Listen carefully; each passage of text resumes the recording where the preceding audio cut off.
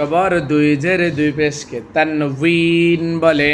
দুই জবর দুই জের দুই পেশকে তানবিন বলে। তানবিন বলে। তানবিন বলে। দুই জবর দুই জের দুই পেশকে তানবিন বলে। দুই জবর দুই জের দুই পেশকে তানবিন বলে। তানবিন তানবিন বাংলাতে বলে তানবিন, আর আরবিতে উচ্চারণ হচ্ছে কি তানবিন তানবিন বলে। দুই জবর দুই জের দুই পেশকে তানবিন বলে। দুই জবর দুই জের দুই পেশকে তানবিন বলে। তামউইন না তানবিন তানবিন। আচ্ছা, তাহলে যজমালা নুনকে নুনে সাকিন বলে। কতখানি যজমালা নুনকে নুনে কি বলে? সাকিন বলে। সাকিন বলে। যজম যেটা সাকিন ওইটাই, কিন্তু পড়ার সুবিধাতে কোনো জায়গায় নুনে সাকিন পড়তে হয়, আবার কোনো জায়গায় যজম পড়তে হয়। কথা কি বুঝছে? এবার বলে নুনে সাকিন এবং তানবিন চার প্রকারে পড়া যায়। নুনে সাকিন এবং তানবিন। কেউ মুখেতে বাইরে না? নুনে সাকিন এবং তানবিন বলো।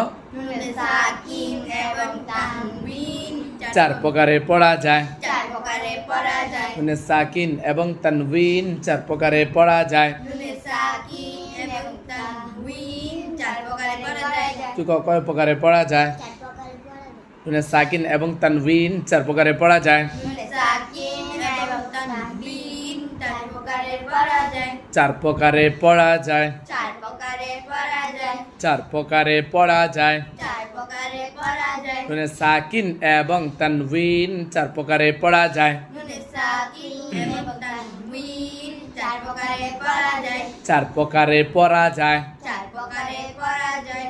ইকলাব ইদগম ইজহার ইখফা ইদগাম মানে ইকলাব ইকলাবে ইদগম ইদগাম ইজহার ইজহার ইখফা ইকফা ইকলাব ইকলাবে ইদগম ইদগামে ইজহার ইজহার ইখফা ইকফা ইকলাব ইদগম ইকলাবে ইদগাম ইজহার ইখফা ইজহার ইকফা ইকলাব ইদগম ইজহার ইখফা ইকলাব ইদগাম ইজহার ইকফা ইখফা ইকফা ইকলাবের হরফ একটি। ইকলাবের হরফ কয়টি?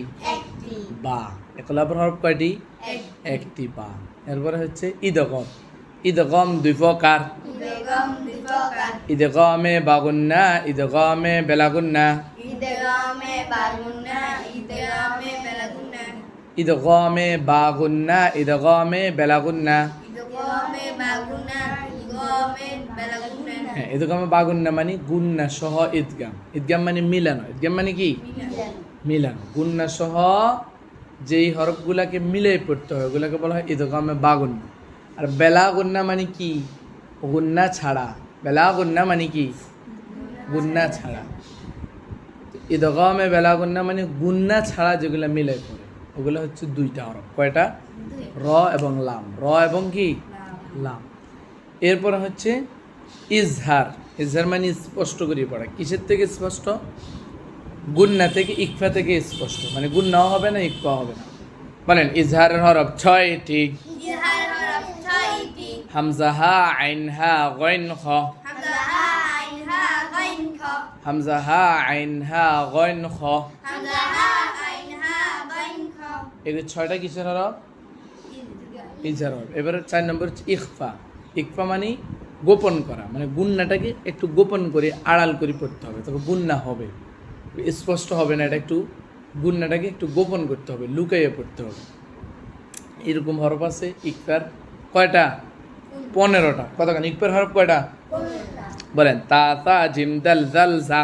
তা সা জিম দাল জাল জা। সিন সিন সদ দত। সিন সিন সাদ দাত। ত জ।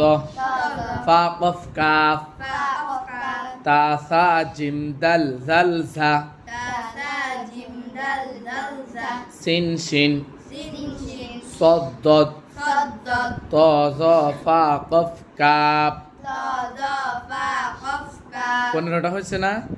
এ হচ্ছে নুন সাকিন ও তানবিন 4 প্রকার। ইকলাব ইদগাম ইজহার ইকফা। ইকলাব পরে একটি বা।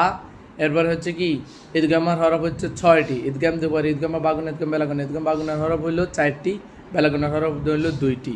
রলাম বাগুনা হরফটি 4টি, ইয়ামিম নুনওয়ান, এরপর হচ্ছে ইধার হরফ 4টি, হামজা হা আইন হা গয়েন খ, ইকবার হরফ হচ্ছে 15টি, টাকা জিম দাল দাল দাল সিন সুন শব্দ তথা ফা কফ কাফ, ঠিক না বেঠিক? এগুলো মুখস্থ করবেন, কেমন? একদম সহজ পড়া, এগুলো পারবেন। এরপরে দেখবেন না সব কিছু সহজ, কোরআন শরীফে আর কোনো কি নাই, কঠিন কিছু নাই।